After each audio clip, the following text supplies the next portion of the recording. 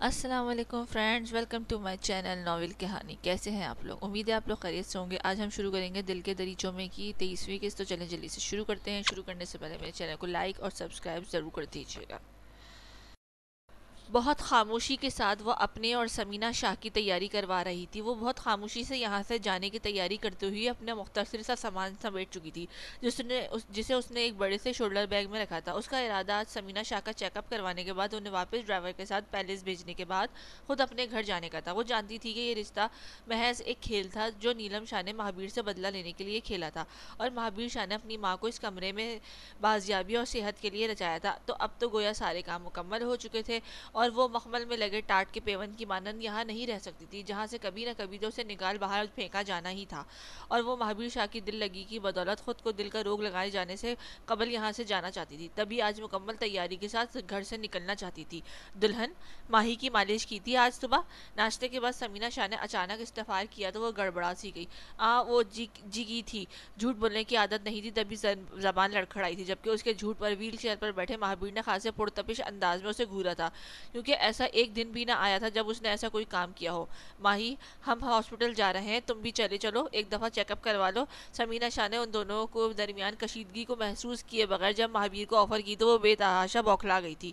نہیں، میرا مطلب ہے کہ اس طرح نہیں، بلکہ مہابیر ڈاکٹر کاشو کے ساتھ ہوتے اپنے تفصیلی چیک اپ کروائیں تاکہ وہ پراپر گائیڈ تو کر سکیں۔ بر وقت دماغ نے کام کرنے پر اس نے بہانہ بنایا تو سمینہ شاہ نے مصطفیانہ انداز سے سر ہلایا، جبکہ وہ ہنوز اسی انداز میں اسے گھور رہا تھا جو ایک بڑا سا شولڈر بیگ ڈالے اب کالی چادر گرے رنگ کے شلوار سوٹ پر اوڑھ رہی تھی۔ خدا حافظ! ایک پرملال اور حسرت بھری نگاہ کمرے کے در و دیوار پر ڈالنے کے بعد اس نے ویل چیئر پہ موجود مہابیر شاہ کو دیکھا، جو اس وقت وہیں بیٹھا تھا جہاں پہلی دفعہ اس کمرے میں آنے پر ان دونوں کا سامنا ہوا تھا۔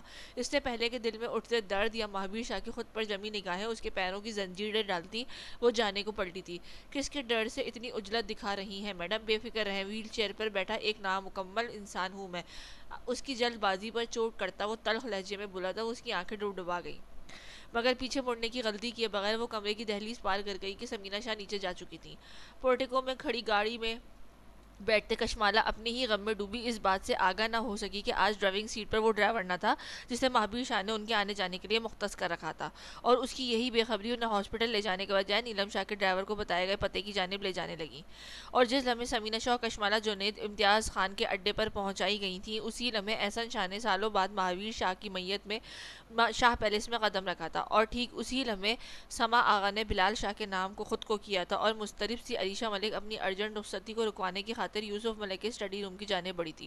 کشمالا اور سمینہ شاہ کی گاڑی نکلنے کے بعد شاطرانہ مسکان ہونٹوں پر سجائے اپنے کمرے کی گلاس وال سے یہ منظر دیکھتی نیلم شاہ کے دل میں جیسے پھوار سی پڑی تھی۔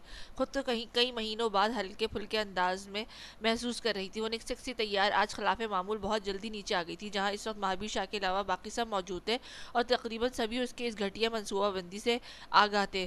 بہت خوش لگ رہی ہو، وسیم شاہ نے اس کے کھلے ہوئے چہرے کو دیکھتے ہوئے استفار کیا تو وہ معنی خیز انداز میں مسکرا دی۔ آج بالآخر ہمیں وہ سب مل جائے گا جس کے لیے اتنے سال پاپڑ بیلے ہیں۔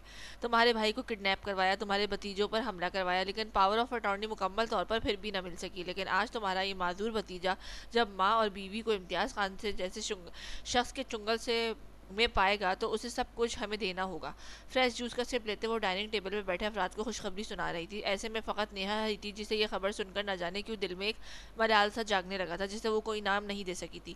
امتیاز خان کو فون کرے کہ جتنی جلدی ہو سکے یہ کام کرے، یہ نہ ہو کہ آفاق شاہ نے بھاوج کو دیکھتے ہوئے کہا، مگر اچانک صدر دروازہ کھلنے پر سب کی توجہ ڈائننگ ہال کی نظر آتے صدر دروازے کی جانب اٹھی، جہاں سے داخل ہوتے افراد کو دیکھ کر وہاں موجود سبھی نفوس کے چہروں پر مردنی سی چھا گئی تھی اور پیروں تلے سے گویا زمین کھسک گئی تھی۔ بھائی صاحب آپ؟ اپنے سامنے کھڑے ولید شاہ اور ویر کو دیکھ کر ان کے چہرے یوں ہوئے جیسے کوئی ماروائی شے دیکھ لی ہو۔ ایسے میں وسیم شاہ کے لب ہولے سے سرسرائے تھے۔ مجھے دیکھ کر اتنا شوق کیوں ہو گئے ہو سب؟ کیا مجھے کڈنیپ کروانے والے سے میری موت کا سودا بھی کر لیا تھا؟ ان کی سنجیدگی سے بھرپور آواز نے زمانے بھر کی تلخی اور کاٹ تھی جو انہیں لمحوں میں کاٹ گئی تھی، لیکن نیلم شاہ اتنی جلدی کھیل کا پانسا نہیں پلٹنے دینا چاہتی تھی، اس لیے فوراً آگے بڑھی، کیونکہ اس کے پاس فی الوقت بہت مضبوط مہرے موجود تھے۔ کیسی باتیں کر رہے ہیں آپ بھائی صاحب؟ کون کڈنیپ ہوا تھا؟ آپ اور ویر کی گمشدگی کے خلاف اتنی ایف آئی آر درج کروائیں، لیکن پولیس اور ہمیں مایوسی ہی ہوئی۔ مگر اب آپ کو سامنے دیکھ کر یقین نہیں آ رہا، وہ اپنے تئیں یہی سمجھ بیٹھی تھی کہ وہ سب اس کے ناپاک عزائم اور اعمال سے تاحال بے خبر تھے۔ تبھی اپنی مکاری کے رنگ بکھیرنے کو ویر کے نزدیک ہوئی، جس نے ایک جھٹکے سے اسے اپنی جانب بڑھتا ہوا ہاتھ پرے دھکیلا تو وہ لڑکھڑا کر رہ گئی۔ اپنے خون میں رنگے ہوئے ہاتھ دور رکھو ہم سے، اس کی بلند لہجے میں شیر کی سی دھار تھی، جس نے انہیں بہت کچھ غلط ہو جانے کا سگنل دیا تھا۔ یہ کیا طریقہ ہے اپنے سے بڑوں کے ساتھ بات کرنے کا؟ اتنے سالوں کے بعد کہاں غائب رہ کر ہمارا تماشا دیکھنے کے بعد اچانک آ گئے ہو؟ وسیم صاحب نے ویر کے یہ تیور دیکھے تو غصے سے ہنکارے تھے کہ مروت اور منہ دکھاوے کو شاید اب ضرورت نہیں رہی تھی۔ اتنی جلدی کس بات کی ہے؟ اپنا ناشتہ مکمل کر لو تم لوگ پہلے، کیا پتہ یہ زندگی کا آخری ناشتہ ہو۔ ایسا صاحب نے سنجیدگی کا لبادہ اڑے سرد لہجے میں کہا تو وہ سب انہیں دیکھ کر رہ گئے، جو ویر کی میت میں لاؤنج میں پڑے صوفے کی جانب بڑھ گئے تھے۔ اور اسی لمحے ایک دفعہ پھر سے صدر دروازہ کھلا اور ڈرائیور ہاتھوں میں 2 سوٹ کیس گھسیٹتے ہوئے بلو گولڈن کنٹراسٹ کے دیدہ زیب سوٹ پہنے غزل کے ساتھ اندر داخل ہوا تو سب پر ایک دفعہ پھر سے حیرتوں کے پہاڑ ٹوٹ پڑے۔ یہ لڑکی، یہ پہلی دفعہ تھا جب نیلم شاہ کا چہرہ سیاہ پڑا تھا، کیونکہ اس لڑکی کو تو امتیاز خان نے ایسڈ کے ذریعے جلا دیا تھا۔ اس کے بعد وہ کیف ملک کے نکاح میں تھی، مگر اب اس طرح سجا سورے روپ کے ساتھ یہاں آنا واضح کر رہا تھا کہ ان کے پلانز کسی حد تک ان کی نظروں میں آ چکے تھے۔ جی، یہ لڑکی غزل مہاویر، میری بیوی، میری محبت۔ ہاتھ تھام کر غزل کو اپنے مقابل کھڑا کرتے ویر نے مضبوط لہجے میں تعارف پایا تو غزل کو یکٹک گھڑتی نیلم شاہ کا دل چاہا سب کچھ تہس نہس کر دے۔ اسی وقت اس کی ساری امید کشمالہ اور سمینہ شاہ پر مبنی ہو چکی تھی، اور صرف اس ہی کی نہیں بلکہ امتیاز خان اور پیر سائی کی بھی۔ فائز، مہابیر اور مما کو جا کے اطلاع دو۔ ویر کی سوٹ کیس رکھ کر جاتے ڈرائیور کو مخاطب کیا تو وہ مؤدب انداز میں سر ہلاتے ہوئے سیڑھیوں کی جانب بڑھ گیا، جبکہ نیچے ہال میں اتنے نفوذ کی موجود ہونے کے باوجود ایک جامد سی خاموشی چھائی ہوئی تھی۔ میں تو اسے واسطے چپ تھا کہ تماشا نہ ہو، اور تو سمجھتا ہے کہ مجھے تجھ سے شکایت نہیں کوئی۔ گلاس ونڈو کے سامنے حسب معمول ویل چیئر پر بیٹھا مہابیر ماتھے پر پرسوش بل لیے کشمالہ کے انداز و اطوار پر غور و فکر کر رہا تھا۔ جب دروازے پر ہلکی سی دستک کے ساتھ دروازہ کھلنے کی آواز آئی تو اس نے ناگواری سے دروازے کی جانب دیکھا۔ What the hell! تم! ناگواری سے بولتے ہوئے وہ فائز کے سامنے دیکھ کر ٹھٹکا تھا۔ تم یہاں کیا کر رہے ہو؟ ماما لوگ آ چکے ہیں کیا ہاسپٹل سے؟ ماتھے پر تیوری چڑھائے وہ تیکھے انداز میں گویا ہوا تو فائز الجھ گیا۔ سر، میں تو میڈم کو لے کر آج کہیں گیا ہی نہیں، میں تو بڑے صاحب اور ویر سر کو لینے کے لیے گیا ہوا تھا، انہوں نے رات کو کال کی تھی۔ اس کی سادگی سے جواب دینے پر مہابیر کے سر پر جیسے دھماکے ہونے لگے تھے۔ کیا بکواس کر رہے ہو یہ؟ اگر تم ان کے ساتھ نہیں گئے ہو تو وہ پھر کس کے ساتھ گئی ہیں؟ 2 گھنٹے ہو چکے ہیں انہیں گھر سے نکلے ہوئے۔ اس کا لہجہ خوفناک اندیشوں کی مہک سے لرز اٹھا تھا۔ اسے ان نگاہوں کا خود کو تکتے سمیت دیکھنا یاد آیا تو وجود میں جیسے شعلے بھڑک اٹھے۔ سر، میں کچھ نہیں جانتا ہوں وہ لوگ کب نکلے۔ اس کی حالت دیکھ کر فائز پریشان ہو چکا تھا۔ اس نے دیکھا کہ وہ اب اپنا موبائل نکال کر مختلف نمبر ملا رہا تھا، مگر ماما اور کشمالہ کے نمبر بند ہونے پر جب اس نے ہاسپٹل کال کی تو وہاں ان دونوں کی غیر موجودگی کی اطلاع سن کر اس کا وجود گویا منو مٹی تلے دھنستا چلا گیا۔ اس نے ہاتھ میں پکڑا موبائل دیوار پر مارنے کے بعد دایاں ہاتھ ویل چیئر کے بازو پر زور سے مارتے ہوئے خود پر ضبط کرنے کی کوشش کی، مگر جب ناکام ہوا تو زور سے ایک مکہ گلاس ونڈو پر رسید کیا تو گلاس ایک چھناکے کی صورت میں ٹوٹ کر کرچی کرچی ہوا تھا۔ اور پھر صرف گلاس ونڈو نہیں بلکہ اس کے پاس پڑی میز پر بڑی اشیاء اٹھا کر زور سے دیوار پر دے مارتے ہوئے خونخوار نگاہوں سے خوفزدہ کھڑے فائز کو دیکھا۔ مجھے ابھی کے ابھی پتہ کر کے بتاؤ کہ کون لے کر نکلا ہے ماما اور میم کو۔ CCTV فوٹیج چیک کرو فوراً۔ وہ بلند آواز میں ایک دفعہ پھر سے گرجا، جب کمرے سے بلند ہوتے شور شرابے کی آواز سن کر حواس باختہ سے ویر اور غزل آگے پیچھے بھاگتے ہوئے کمرے میں داخل ہوئے۔ کیا ہوا مہابیر؟ تم ٹھیک ہو؟ یہ سب کیا ہے؟ ویر نے متفکر انداز میں دیکھا، مگر پھر کمرے کی حالت دیکھ کر پریشانی دیدنی ہو چکی تھی۔ ماما اور میڈم ہاسپٹل کے لیے نکلی تھی، لیکن وہ ہاسپٹل نہیں گئی بلکہ وہ شدت ضبط کے باعث اس کی کنپٹی کی رگیں پھولنے لگی تھی، جبکہ ویل چیئر کے پائیدان پر جمے پیروں پر جیسے کانٹے سے اگنے لگے تھے، بلکہ وہ ماما کے ہائر کیے گئے ڈرائیور کے ہمراہ کسی امتیاز خان کے اڈے پر پہنچائی جا چکی ہیں۔ مہابیر کی شدت غیظ و غضب سے غراتی آواز کو نیہا شاہ کی سپاٹ مگر نم آواز نے توڑا تو سب نے کرنٹ کھا کر اس کی جانب دیکھا، جو کمرے کی چوکھٹ پہ چند قدم کے آگے کھڑے آنکھوں میں حسرت اور ملال بے پناہ پچھتاووں کے رنگ سمیٹے مہابیر کو دیکھ رہی تھی، جس کی آنکھوں میں اس وقت اپنی ماں اور بیوی کو کچھ ہو جانے کے احساس کا دکھ اس قدر شدت سے ہلکورے لے رہا تھا کہ وہ پچھتاووں کے گہرے بھنور میں اترنے لگی تھی۔ وہ غزل کے آنے پر سب کی توجہ ان پر مرکوز پا کے ڈائننگ ہال سے ہٹ چکی تھی، اور اب وہ سود و زیاں کا حساب کتاب کے بعد وہ دل پر پڑے بوجھ کو کم کرنے کے لیے یہاں آ گئی تھی، جبکہ اس کے کہے گئے الفاظ پر جہاں غزل کا چہرہ مارے خوف کے سفید پڑا تھا، وہیں ان دونوں بھائیوں کے چہرے نفرت اور غضب کی شدت سے لہو چھلکانے لگے تھے۔ آج یہ عورت اس رذیل انسان سے بھی پہلے میرے ہاتھوں جہنم واصل ہوگی۔ ویل چیئر پر ہاتھ مارتے ہوئے وہ بھوکے شیر کی مانند غداتے ہوئے آگے بڑھا تھا، جب نیہا کی کانپتی آواز پر ٹھٹکا، میں نے برسوں پہلے جو الزام تمہاری ذات پر لگایا تھا یہ اس میری طرف سے اس کے ایک چھوٹا سا مداوع ہے۔ اس نے دل پر پڑے بوجھ کو ہلکا کرنا چاہا تھا۔ دعا کرنا نیہا، ماما اور میڈم کو کچھ نہ ہو، مجھے وہ صحیح سلامت مل گئی تو تمہارے سارے گناہ میری جانب سے معاف ہوں گے۔ سپاٹ لہجے میں کہتا ہوا وہ ویر کی میت میں جب نیچے پہنچا تو ویر کے یا غزل کے روکنے کے قبل ہی وہ بھوکے چیتے کی مانند نیلم شاہ کی جانب لپکا اور اس کی نازک گردن وہ اپنی زخمی ہاتھ سے دبوچ لی جس سے اس نے شیشہ توڑا تھا، اور غزل نے رومال باندھ دیا تھا۔ تمہارے جیسی ناگن کا سر اسی دن کچل دینا چاہیے تھا جب تم نے پہلا وار کیا تھا، مگر رشتوں کا لحاظ مار گیا تھا۔ مگر اب کسی بھول میں مت رہنا، کیونکہ اب میں تم سب کو خود اتنی ہی اذیتناک موت دوں گا جس کے تم لوگوں نے ہمیں ہمکنار کیا تھا۔ اس کی گردن پر دباؤ بڑھاتا وہ اپنے حواسوں میں نہیں لگ رہا تھا، تبھی اس اچانک حملے پر ششد رہ جانے والے اس کے دونوں چچا اور کزن آگے بڑھے اور ایک جھٹکے سے اس کی چیئر کو پرے دھکیلا۔ کیا چیز ہو تم جو مجھے نیلم شاہ کو دھمکانے چل نکلے ہو؟ بمشکل بولنے کی کوشش کرتی نیلم شاہ پٹی پٹی آواز سے بولی تو اس کے لہو رنگ آنکھوں سے اسے دیکھا۔ تبھی ایک دم سے مختلف بوٹوں کی آواز سے سب نے پلٹ کر دیکھا تو بہت سارے سپاہی ہاتھوں میں ہتھیار لیے ویر کو دیکھ کر سلوٹ مارنے لگے۔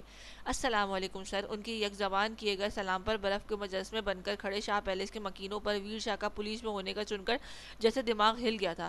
یہ 5-6 سال گیم ہماری مرضی سے چلتی رہی ہے یا یہ پانچوں دوست چلاتے رہے ہیں؟ بے ساختہ یہ سوچ بہت سو کے ذہن میں آئی، مگر غور و فکر کا وقت دیے بغیر سپاہی آگے بڑھے اور ان سب کو اپنی کسٹڈی میں لینے لگے، جس سے لیڈی کانسٹیبل ان دونوں خواتین کی جانب بڑھ گئیں۔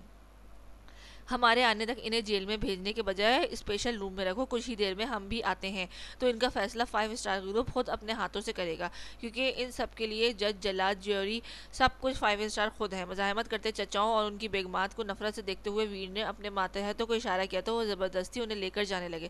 سر، ڈرائیور کی شکل واضح نہیں ہو رہی لیکن گاڑی کا نمبر مل گیا ہے۔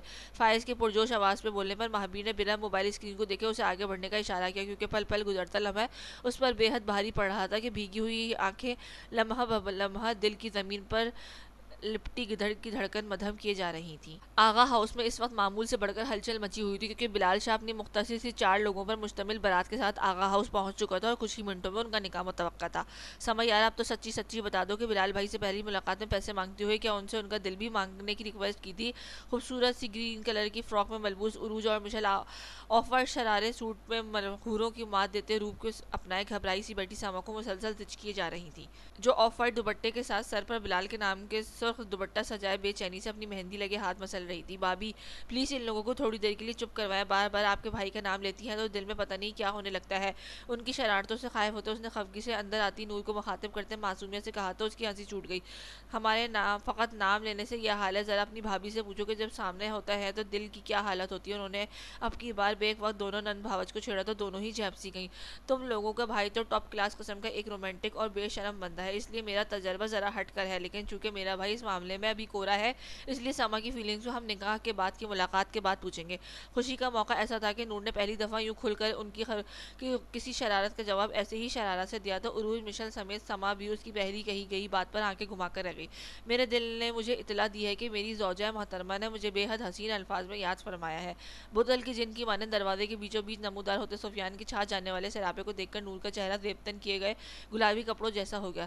جیسے حسین الفاظ میں مجھے یاد کر رہی تھی، باخدا یہاں میری بہنیں موجود نہ ہوتی تو ایک عدد عملی ثبوت تو ضرور دے کر جاتا میں۔ اس کے نزدیک آتے ہوئے اس کے کان کی جانب جھکتا وہ سرگوشی انداز میں بولا تو اس کے چھکے چھڑا گیا تھا۔ اس کی بے ساختہ اپنا رخ موڑتے ہوئے کپ کپاتے ہاتھوں سے زور سے فراک کے بھیچے ہوئے شرم کے ریلے پر قابو پانے کی کوشش کی، جب وہ اپنے بڑے پرسکون انداز میں سما کے ساتھ بیٹھا اس کے بازوؤں کے گھیرے میری لاٹ کرنے میں مگن ہو چکا تھا۔ کچھ ہی منٹوں بعد آصف آغا نکاح خواہ کے ساتھ اندر داخل ہوتے سفیان کے گھیرے میں بیٹھی سما کے دل کی بلند ہوتی دھڑکنیں کانوں میں گونجتی محسوس ہوئی تھیں، اور پھر دل کی ابھرتی ڈوبتی کیفیت کے بیچ ڈولتی اس نے خدا اور اپنے والدین کے فیصلے کو اپنے حق میں بہتر جانتے ہوئے خود کو اس شخص کے نام کر دیا تھا جس کی نگاہوں کے تصادم نے اسے انجانے سے احساس سے دوچار کر دیا تھا۔ جس لمحے بلال شاہ کے نکاح نامے پر سائن کیے تھے اسی لمحے سفیان شاہ کے پرسنل نمبر پر نمودار ہونے والے ویر کے پیغام کو دیکھ کر وہ بلال اور باقی سب کو مبارک دینے کے بعد بے حد معذرت کرتا اپنی ڈیوٹی کا بہانہ کر کے گھر سے نکل گیا تھا، یہ جانے بغیر کہ جب وہ گھر میں واپس آئے گا تو بہت کچھ پہلے جیسا نہیں ہوگا۔ کیف کا کیا گیا دھماکہ اس قدر بھیانک تھا کہ وہ ساری رات سو نہ سکی، اور پھر صبح صادق کی نشانیاں نمودار ہوتے ہی وہ ملک منزل سے ملک ہاؤس جانے کے لیے بےتاب ہونے لگی تھی، لیکن اسے اطلاع ملی تھی کہ یوسف صاحب گھر موجود نہ تھے، تبھی وہ خود پر ضبط کیے ان کے آنے کے منتظر تھی۔ اور پھر جب یوسف صاحب کے آنے کی اطلاع ملی تو اس وقت اس کے ملازمہ نے اسے بتایا کہ نیچے ملک ہاؤس کے لوگ ڈھیروں مٹھائیوں اور سامان کے ساتھ اس کی رخصتی کی تاریخ فائنل کرنے آئے ہیں۔ اسے بہت سارے واسطے دے کر وہ کمرے کے بیڈ سائڈ پر بنی سیڑھیوں کا استعمال کر کے ملک ہاؤس کی طرف بڑھ گئی۔ گئی کہ اس کے لیے یہ بہتر موقع تھا سب کی غیر موجودگی میں یوسف صاحب سے بات کر لی جائے۔ گھر میں داخل ہوتے ہی بنا کہیں رکے وہ بہت ہی محتاط انداز میں قدم آگے بڑھاتی یوسف صاحب کی اسٹڈی روم میں داخل ہوئی تھی۔ السلام علیکم بڑے دادا، کیسے ہیں آپ؟ وہ مشکل لبوں پر کھینچ کھانچ کر مسکان بکھرتی وہ مدھم لہجے میں گویا ہوئی تو ایک کیس کی فائل اسٹڈی کرتے یوسف صاحب غیر متوقع طور پر اس کی آواز اس وقت سن کر چونکے تھے۔ وعلیکم السلام عریشہ بیٹا، بڑے دادا تو بڑے ڈیشنگ ہیں، آپ سناؤ کیسی ہیں؟ اتنی ڈل کیوں لگ رہی ہو؟ شگفتگی سے کہتے ہوئے انہوں نے بغیر اس کا ستا ہوا چہرہ دیکھا تو اس کی آنکھیں ڈبڈبانے لگیں۔ بڑے دادا میں بہت پریشان ہوں اور میری پریشانی آپ ہی ختم کر سکتے ہیں۔ بات کرتے کرتے بائیں آنکھ سے آنسو ٹوٹ کر رخساروں پر آن گرا تو یوسف صاحب فوراً پریشانی سے اپنی جگہ سے اٹھے اور اس کے نزدیک آئے۔ کیسی پریشانی؟ کیا بات ہے؟ کسی نے کچھ کہا ہے؟ اسے بازوؤں کے گھیرے میں لیے وہ آگے بڑھ کر صوفے پر بیٹھے اور ساتھیوں سے بٹھایا تھا۔ بڑے دادا مجھے رخصتی نہیں کروانی ہے، ابھی میرے لیے بہت مشکل ہے یوں اچانک ہونے والے انکشاف کو فیس کرنا اور یہ سب برداشت کرنا۔ اس نے نم لہجے میں پریشانی ان کے سامنے پیش کی تو وہ چپ سے ہو گئے۔ انہیں بے ساختہ کیف یاد آیا تھا جو سالوں بعد ان کے ساتھ نارمل ہوا تھا، ورنہ عریشہ کے ساتھ شادی سے انکار، غزل سے نکاح اور پھر رخصتی تک اس کا تعلق بے حد تلخی کا شکار رہا تھا، کیونکہ جب اس نے غزل سے نکاح کیا تھا تو یہی باور کروایا تھا کہ محبت کی شادی ہے۔ تبھی انہوں نے یہ کہا تھا کہ عریشہ اس کی بچکانہ محبت کی مدت بس اتنی ہی تھی، بس تب سے وہ اب تک ان کے متعلق بے پناہ کشیدگی لیے ہوئے تھا، اور غزل سے رخصتی ہونے تک وہ یہی باور کرواتا رہا تھا کہ مگر کچھ مہینوں پہلے جب سچائی سامنے آنے لگی تو ان کا تعلق نارمل ٹرمز میں آیا تھا، اور انہی ٹرمز کی وجہ سے چاہے تنزیہ، مگر اس نے انہیں کہا تھا کہ اس کی رخصتی کے لیے عریشہ کو یوسف صاحب منائیں گے۔ ایسے میں عریشہ کا اسے رخصتی کو ڈیلے کرنے کا فیصلہ یہ بھی ان کی مدد کے ساتھ انہیں پریشان کر گیا تھا۔ لیکن بیٹا بہتر نہیں ہے کہ آپ رخصتی کے بعد جو بھی آپ لوگوں کے کلیشز وغیرہ ہیں انہیں اچھے سے سلجھا لو۔ انہوں نے نرمی سے سمجھانے کی کوشش کی اور ساتھ ہی ایک چور اسٹڈی روم سے اٹیچ واش روم کے ادکھلے دروازے پر ڈالی جہاں کچھ دیر قبل کوئی ہاتھ دھونے گیا تھا۔ نہیں بڑے دادا، مجھے تھوڑی وقت چاہیے، میں ابھی یہ سب نہیں چاہتی۔ وہ انہیں کھل کر نہیں بتا سکتی تھی، وہ کیف ملک کو مکمل شوہر کے روپ میں دیکھنے کی ہمت نہیں کر پا رہی تھی، ورنہ ان کے آغا جان کی موجودگی میں ہوئی غزل کے متعلق تمام گفتگو جازم ملک اسے بتا چکا تھا، جس سے بہت کچھ مزید کلیئر ہو چکا تھا، مگر رخصتی کے نام پر دل نہ جانے کیوں آمادہ نہ تھا۔ اوکے بیٹا، میں کچھ کرنے کی کوشش کرتا ہوں، آپ پریشان نہیں ہو۔ وہ اتنے مان سے ان کے پاس آئی تھی اس لیے وہ دو ٹوک انداز سے انکار نہیں کر سکتے تھے۔ تھینک یو بڑے دادا، لیکن بڑے دادو تو سب کے ساتھ ڈیٹ فائنل کرنے کے لیے گئے ہیں۔ خوشی کے ساتھ یخ لگتی اسے یاد آیا تو لہجے میں بے چینی سے امڑی۔ ڈونٹ وری، سب اچھا ہوگا، آپ ٹینشن نہیں لو۔ دانستان ہر شے سے بے نیازی برتتے انہوں نے امید کے ٹمٹماتے دیے اس کے ہاتھ میں سونپے تو اس کے چہرے جیسے کھل اٹھا۔ تھینک یو بڑے دادا، یو آر بیسٹ۔ خوشی سے انہیں پیار کرتی وہ اپنی جگہ سے اٹھی اور انہیں خدا حافظ کہتی باہر نکل گئی کہ اب پرسکون ہوتے دل کے ساتھ وہ ملک منزل میں موجود اپنے پیاروں کو ملنا چاہتی تھی، جبکہ دوسری جانب اسٹڈی روم میں موجود یوسف صاحب اپنے سامنے کیف کی شرربار سوالیہ نگاہوں سے نظریں چراتے فائل کھول رہے تھے، جب ان کی جانب سے مکمل خاموشی پا کے وہ خود پر ڈھیر و ضبط کرتا ہوا لمبے لمبے ڈھک بڑھتا ہوا روم سے باہر نکلتا زور سے دروازہ مارتا ہوا چلا گیا تھا۔ بیوی آنکھوں میں آنسو بھر کے حملہ کرتی ہے اور شوہر آنکھوں کے خوفناک تیر چلاتا ہے، خدا ہی خیر کرے ان دونوں کی، زیر لب کہتے ہوئے انہوں نے اکتا کر فائل بند کی اور اس مسئلے کا حل سوچنے لگے۔ نارمل سی روشنی چھلکاتے اس کمرے میں موجود کشمالہ جنید کی توجہ کا سارا مرکز سمینہ شاہ کی ذات تھی، جو اس سے فاصلے پر موجود کرسی پر بندھی ہوئی تھی۔ اب سے 3 گھنٹے قبل جب وہ گاڑی میں بیٹھی تو کوئی توجہ نہ دی، مگر جب آدھے گھنٹے تک ہی گاڑی نہ رکی تو وہ چوکی کے ہاسپٹل کو تو اب تک آ جانا چاہیے تھا۔ یہ خیال آتے ہی اس نے ڈرائیور کو مخاطب کرنا چاہا تو یکایک اسے حواس سلب ہوتے محسوس اور وہ ہوش و حواس ہوتی سمینہ شاہ کی جانب لڑک گئی، جب اس سے پہلے دائیں جانب لڑک چکی تھی۔ اس کے بعد جب انہیں ہوش آیا تو اس کمرے میں الگ الگ کرسیوں پر بندھی 9-10 آدمیوں کے بیچ موجود تھی۔ اس ساری حقیقت کا ادراک ہوتے ہی اس کے پیروں تلے سے زمین کھسک گئی تھی۔ اسے فوراً سمینہ شاہ کا خیال آیا جو پہلے ہی قید جیسے ٹراما سے گزر چکی تھیں۔ ایسے میں پھر سے ہاتھ پاؤں باندھ کر انہیں رکھنا اس کے دماغ کے لیے اچھا نہ ہوگا۔ تم جو بھی ہو لیکن پلیز اماں کے ہاتھ پاؤں کھول دو، ان کے وہاں موجود آدمیوں سے کہا، لیکن کسی کے کانوں پر جوں تک نہ رینگی۔ اور حسین بلبل، تمہارا شوہر ایک پیپر پر سائن کر دے، اس کا دوست میرے پارٹنر کو رہا کر دے تو خدا کی قسم منٹ سے پہلے تم لوگوں کو گھر چلی جاؤ گی۔ لیکن سیاہ کپڑوں میں ملبوس سیاہی رومال ٹائپ اسکارف گلے میں لپیٹے امتیاز خان نے نظر کشمالہ کے وجود سے گاڑی تو اسے اپنے بدن میں چونٹیاں سی رینگتی محسوس ہوئی۔ لیکن اگر وہ لوگ میرے مطالبات پورے نہیں کرتے تو پہلے تمہاری اس سانس کے ٹکڑے کروں گا، پھر تمہارے ٹکڑے کرنے سے قبل اپنے آدمیوں کے ساتھ تھوڑا سا کھل کر کھیلنے کی دعوت دوں گا۔ تم دونوں کی حالت دیکھ کر تمہارا وہ معذور شوہر خود ہی مرمرا جائے گا تو سارا تماشا ہی ختم۔ صفاق اور گھٹیا لہجے میں کہتے ہوئے اس کے تن بدن میں جیسے جان نکال کر لے گیا تھا۔ بکواس بند کرو اپنی ذلیل انسان، خوف و غصے کی شدت سے دبا دبا سا چلائی تھی اس کے سامنے گھٹنوں کے بل جھکے امتیاز خان نے پوری قوت سے ایک زناٹے دار تھپڑ اس کے رخسار پر رسید کیا تھا. اسے اپنے حلق میں خون کا ذائقہ گھلتا ہوا محسوس ہوا. مہابیر پھٹے ہوئے ہونٹ سے ایک سسکاری سی نکلی، جبکہ دوسری جانب اس کی حالت دیکھ کر سمینہ شاہ ایک دم سے چیخ اٹھی. دلہن دلہن دلہن کو مت مارو. ان کے زور زور سے چلانے پر امتیاز خان بدمزہ ہوا تھا اور ان کی جانب مڑا، لیکن اس سے قبل کہ انہیں ہاتھ لگاتا عجیب سی آواز پہ سب نے چونک کر اس ہال نما کمرے کی بنی عمارت کے مین ایریا کی جانب دیکھا، جہاں کوئی دروازہ نہ تھا. لیکن یہ علاقہ ایسا تھا کہ یہ جگہ ایسی تھی کہ کوئی گمان بھی نہیں کر سکتا تھا یہاں کوئی موجود ہوگا کہ وہ گاڑیاں وغیرہ روڈ پر چھوڑ کر آتے تھے. ایسے میں کسی کی آمد نے انہیں چونکا دیا تھا. سبھی نے ہتھیار سنبھالتے ہوئے ٹارگٹ سیٹ کیا. تبھی وہ اپنی ویل چیئر کو حرکت دیتے ہوئے سامنے آیا تو کشمالہ پہ جیسے حیرتوں کے پہاڑ ٹوٹ پڑا تھا. وہ حیرانگی اور بے یقینی سے اسے دیکھ رہی تھی جو یہاں اپنی حالت کی پرواہ کیے بغیر انہیں یہاں بچانے آیا تھا، یا اپنی معذوری کے باعث خود ان کے ہاتھوں موت کا نشانہ بننے آیا تھا. یہ خیال آتے ہی اس کا دل جیسے سینے کی دیواریں توڑ کر باہر آنے کو مچلنے لگا تھا. جبکہ امتیاز خان جو اسے یہاں دیکھ کر پہلے پریشان ہوا تھا، مگر پھر جب نظر اس کی ویل چیئر اور زخمی ہاتھ پر پڑی تو ایک دم سے پاگلوں کی طرح ہنسنے لگا. مطلب کہ تم مجھ سے یعنی امتیاز خان سے اپنی ماں اور بیوی کو اس ویل چیئر پر بیٹھ کر بچانے آئے ہو؟ ہاں ہاں. بری طرح سے قہقہ لگا کر ہنستا ہوا وہ کشمالہ اور سمینہ شاہ کے دل پر چھریاں چلا گیا تھا. جبکہ اس کی ہنسی اس کی باتوں سے بے نیاز مہابیر کی سرخ آنکھیں کشمالہ کے ہونٹوں کے کنارے جمے خون اور رخسار پر بنے انگلیوں کے نشانات پر مرکوز تھی.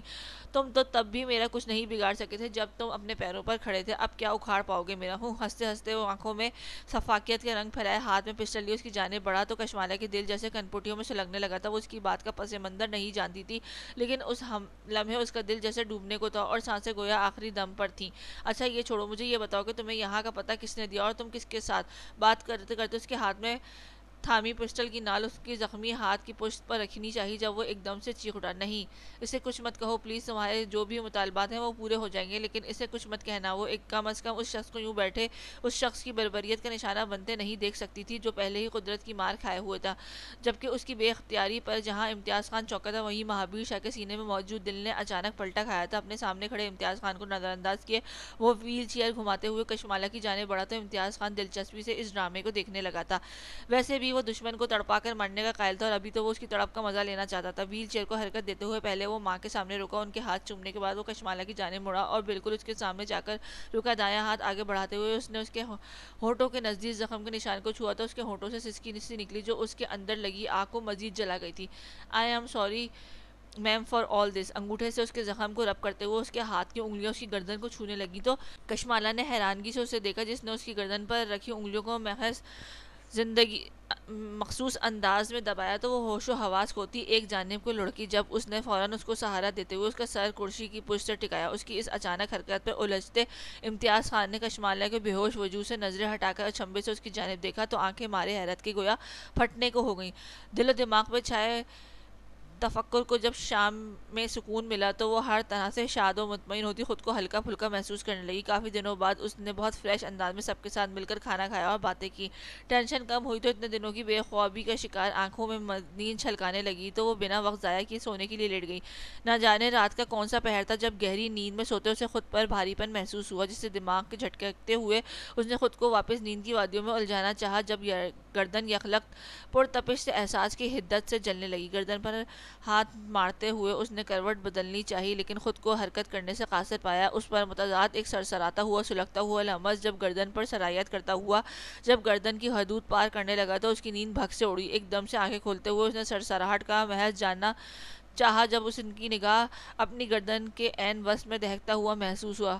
اس کے ہونٹوں سے نکلنے والے الفاظ گردن کے عین وسط میں پہلے سے بھی زیادہ شدت سے چھونے لگے. لمس نے وہیں گھونٹ دیے تھے جبکہ اسے جاگتا پا کر وہ پہلے سے بھی زیادہ شدت اور جارحانہ انداز میں اس کی گردن کو اپنے لمس سے دہکاتا جا رہا تھا. پلیز. اس وقت قربت اور بے اختیاری نے اسے لرزا کر رکھ دیا تھا مگر مقابل شاید اس کی حالت زار پر رحم کھانے کے موڈ میں نہیں تھا. تبھی اس کی التجا پر بجائے پیچھے ہٹنے سے پہلے ہی وہ بہت زیادہ وارفتگی سے اس کی بائیں کندھے کی جانب جھکا تو اس کے لرزتے ہوئے ہاتھ اپنے اس کے سینے پر جمع اسے روکنے کی صحیح کی تھی لیکن وہ دائیں ہاتھ میں اس کی دونوں کلائیاں سر کے اوپر سے گزار کر تکیے کے ساتھ پن کرتا اس کے بائیں کان میں غرایا. ڈیڈ کو رخصتی کے لیے منع کیوں کیا ہے؟ رات کی تاریکی اور تنہائی جان میں اترنے والی قربت رنگوں کو جھلسانے والی پرتپش سانسوں کو لپک اس پر متضاد اس کے ایسے اطوار الفاظ پر جیسے جان حلق میں آن اٹکی تھی۔ پلیز چھوڑیں، ہٹیں، میں میری جان نکلنے لگی ہے۔ وہ مر کر بھی اس کے ساتھ ایسے انداز قربت کا تصور نہیں کر سکتی تھی، مگر اب جب حقیقت سے واسطہ پڑا تھا تو دل جیسے کنپٹیوں میں دھڑکنے لگا تھا۔ اپنی مغلوب کیفیت پر خائف ہوتی وہ بھیگے لہجے میں دبا دبا سا چلائی تو اس نے بایاں ہاتھ اسے بالوں میں پھنسائے ہوئے اس کا چہرہ اپنے چہرے کے مزید قریب کیا تو وہ اپنی سانسوں تک رکتی محسوس کرنے لگی۔ اور جو آپ پل پل میری جان نکالنے کے در پہ ہیں اس کا حساب کون دے گا؟ بھاری گھمبیر لہجے میں جذبوں کا طوفان سمیٹے وہ اس کے نم ہوتے رخساروں پر لب رکھتا نمکین پانیوں کا ذائقہ چکھنے لگا تو وہ اتنی شدت سے اس کی شرٹ کو دبوچ گئی کہ اسے لہجہ بھر کو یوں لگا کہ شرٹ آخری دموں پر ہو۔ کیف پلیز خدا کے لیے پیچھے ہو۔ جب دل کی حالت مزید مخدوش ہونے لگی تو پیروں ہاتھوں کی انگلیاں زور سے بھیچے کپ کپاتے ہونٹوں کے ساتھ بولی تو وہ اس کی تھوڑی کو چھوتے ہوئے اس پر سے اٹھا اور ہاتھ بڑھا کے شاید سائڈ ٹیبل پر پڑا لیمپ آن کیا تو وہ بجلی کی سی تیزی کے ساتھ اپنی جگہ سے اٹھی اور کانپتے ہاتھوں کے ساتھ اپنی بلینکٹ مزید کھینچ کر گردن تک لپیٹا۔ لیمپ کی چاندنی سی روشنی میں بکھرے ہوئے کے ساتھ سرخ چہرہ اور گردن لیے وہ اس کے اندر لگی آگ کو مزید بھڑکانے لگی تھی۔ کیوں آئے ہیں آپ یہاں؟ خود کو اپنے طور پر کمفرٹر سے محفوظ کرنے کے بعد وہ شاکی انداز میں اس سے مخاطب ہوئی تو ہنوز بیڈ پر اس کے نزدیک براجمان اس کی نگاہیں مرکوز کیے اس کی دھڑکنیں سست کر رہا تھا۔ آپ کو یہ باور کروانے کے لیے کہ محترمہ عریشہ ملک اس زمانے سے نکل آئیں جب آپ کے لیے میں کسی اور رشتے کے اہم تھا۔ جو رشتہ اب جڑا ہے اسے دل و دماغ میں رکھیں گی تو فائدے میں رہیں گی۔ مانتا ہوں کہ میری وجہ سے آپ کی عزت نفس آپ کا پندار زخمی ہوا ہے، لیکن جب مقصد کسی دوسرے کی راحت پہنچانا ہو تو خود کانٹوں پر چلنے کے درد فراموش کرنا پڑتا ہے۔ رخ مکمل طور پر اس کی جانب موڑے ہوئے وہ اس کی بھیگی آنکھوں میں اپنی دلکش آنکھیں گاڑتا ہوا گمبھیر لہجے میں بولا تو اس کا دل عجیب سے انداز میں گزار ہونے لگا تھا۔ لیکن مجھے ابھی رخصتی نہیں کروانی ہے۔ اس کی جانب دیکھنے سے مکمل گریز برتتی وہ دھیمے لہجے میں بولی تو کیف نے جینس کی پاکٹ سے سگریٹ نکال کر اسے سلگاتے ہوئے سنجیدگی سے ایک نظر اسے دیکھا۔ میں زور زبردستی کا قائل نہ ہوں، لیکن اس بار مجھے یہ بھی کرنا پڑا تو کر لوں گا کہ آپ کا انکار بے بنیاد ہے۔ سگریٹ لبوں میں دباتے ہوئے اس کے لہجے کی گمبھیرتا عریشہ کے جلانے پر مجبور کر گئی تھی۔ انکار بے بنیاد نہیں ہے۔ وہ ایک دم سے چٹک اٹھی تھی جب وہ سگریٹ دائیں ہاتھ میں تھامتا ایک بار پھر اس کی جانب جھکا تو وہ گڑبڑاتی ہوئی بیک گراؤنڈ کے ساتھ ٹیک لگا گئی۔ اس انکار کو بے بنیاد ہی کہتے ہیں جو آپ اپنے شوہر کی قربت سے خائف ہو کر کریں، اس لیے عریشہ ضد نہیں کریں۔ اتنے سالوں کے بندے جذبات میں مزید ابال مت آنے دیں، آپ کا نازک وجود سہ نہیں سکے گا۔ اس کے بے حد نزدیک جھکا وہ مدھم مگر بھاری لہجے میں بولتا اس کے کانوں سے دھواں نکال گیا تھا جبکہ شرم و حیا سے تپتا ہوا چہرہ لہو چھلکانے لگا تھا۔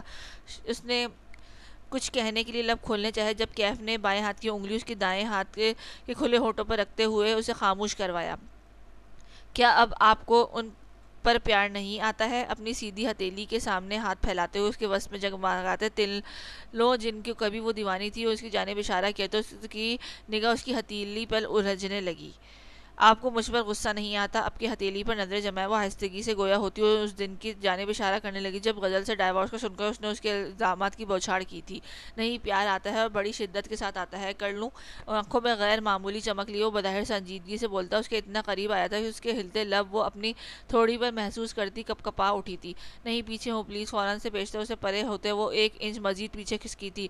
کل مما کے ساتھ جا کر اپنی شاپنگ مکمل کر لیجیے گا کیونکہ آپ کے بڑے دادا کی ہر دفعہ نہیں مان سکتا میں۔ اس نے شگفی ہونٹوں کو دیکھتا وہ گمبھیر لہجے میں بولتا ہوا اس کے آسان خطا کر گیا تھا۔ لیکن عریشہ پلیز، میں نے ہجر کی کالی راتیں آپ کے بغیر گزاری ہیں، اب جب دل کو سکون کے پل نصیب ہوئے ہیں تو کیوں نہ سارے گلے شکوے ایک ساتھ مل کر کریں تاکہ انعام وصل کی صورت میں مل سکیں۔ بنا پیے ختم ہو جانے والا سگریٹ بجھاتا وہ اس کی آنکھوں میں دیکھتے ہوئے جس انداز میں بولا تھا اس کے ہر لفظ اس کے اندر دم توڑنے لگے تھے۔ میں اب اپنی وارڈروب کو اس سرخ رومال کے بجائے آپ کی موجودگی کے احساس سے سجانا چاہتا ہوں۔ اس کے سرخ گالوں پر انگوٹھا پھیرتا وہ خمار آلود لہجے میں بولا تو اس کا سانس سینے میں اٹکنے لگا تھا۔ اوکے، لیکن آپ پلیز اب جائیں۔ اس سے پہلے کہ وہ ایک دفعہ پھر سے اسی روپ میں آتا وہ جلدی سے بولی تو کیف کے بھرے بھرے ہونٹوں پر دلکش سی مسکان پھیل گئی جسے اس کے ہونٹوں پہ سجانے کے لیے اس کے سمجھنے سے قبل ہی اس کے چہرے پر جھک گیا تھا تو وہ بے ساختہ دونوں ہاتھوں کو بلینکٹ میں دبوچ کر رہ گئی۔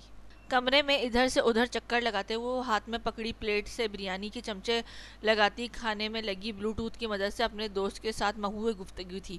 میری توبہ جو زندگی میں پھر کبھی دلہن بنی یار، حد ہے، اتنے گھنٹوں سے ایک ہی پوزیشن میں بٹھایا ہوا تھا، میری تو ٹانگیں دکھنے لگی ہیں۔ زور زور سے پیر زمین پر مارتے اس کا پیدل مارچ کھانا اور بولنا ایک ساتھ جاری تھا۔ خوبصورت شرارے سوٹ میں ملبوس وہ گندی ہوئی چٹیا کے کندھے پر ڈالے مہندی لگے ہاتھوں میں ڈھیروں چوڑیاں پہنے وہ میچنگ جویلری پہنے دوپٹے سے مکمل طور پر آزاد کچھ گھنٹے قبل کی دلہن مطمئن ہرگز نہیں لگ رہی تھی۔ اللہ نہ کرے، اور خبردار، یہ مشر اور عروج کو ایسے بکواس مشورے دینے کی بالکل ضرورت نہیں ہے۔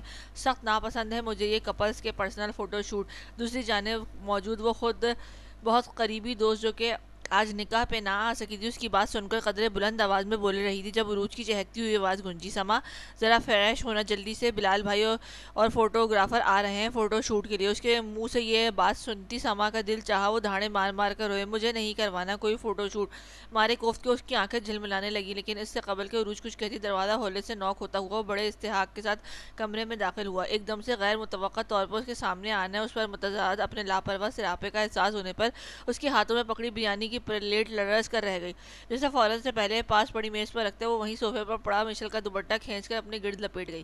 اس کے حواس باختگی پر جہاں وہ زیر لب مسکرا رہا تھا، وہیں عروج نے 100 بار اپنا ماتھے کو پیٹا تھا۔ آپ باتیں کریں بلال بھائی، میں آپ کے لیے پانی لے کر آتی ہوں۔ عروج نے بلال کو ایک نظر دیکھتے ہوئے وہاں سے نکل جانا بہتر سمجھا۔ جب اسے وہاں سے جاتے دیکھ کر وہ گڑبڑائی تھی۔ نہیں رکو عروج، پانی ہے یہاں پڑا، اسے قدرے بلند آواز میں کہتے ہوئے سائڈ ٹیبل کی جانب اشارہ کیا، مگر سامنے کھڑے بلال کے اٹھتے قدم دیکھ کر اس کے لفظ ٹوٹنے لگے تھے۔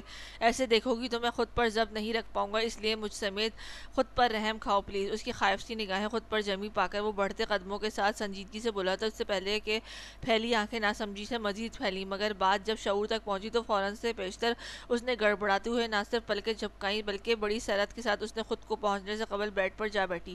ایک پرپوزل دیا تھا تمہیں، اس کا جواب لینے آیا ہوں مسز سما۔ بلال اس کے نزدیک بیڈ پر بیٹھتا وہ اس کے گرد لپٹے دوپٹے کو پلو اپنی دائیں ہاتھی انگلی میں لیتا ہوا بولا تو قدرے سمٹ کر بیٹھی سما کی ہارٹ بیٹ مس ہوئی تھی۔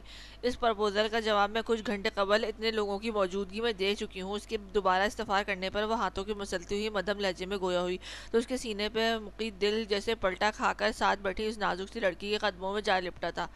اس کو دیکھتے اس کی آنکھیں اچانک لو دینے لگی تھیں، اور اگر میں اپنی مرضی سے جواب لینا چاہوں تو دھیرے سے دوپٹے کا پلو اس کے دائیں کندھے پر کھسکاتے ہوئے وہ بھاری لہجے میں بولا تو سما کا دل جیسے کنپٹیوں میں دھڑکنے لگا۔ تو میں جواب نہیں دوں گی، جی کڑا کرتے ہوئے کہتے اس نے اس سے دور ہٹنا چاہا جب اسے دوپٹے کے پلو سے گرفت مضبوط کرتے ہوئے اس نے کوشش ناکام بنائی تھی۔ اس قدر فاصلہ کیوں بنانے پر تلی ہوئی ہو، مجھے اس جواب کے بعد خود کو سراہنے کا موقع نہیں دو گی؟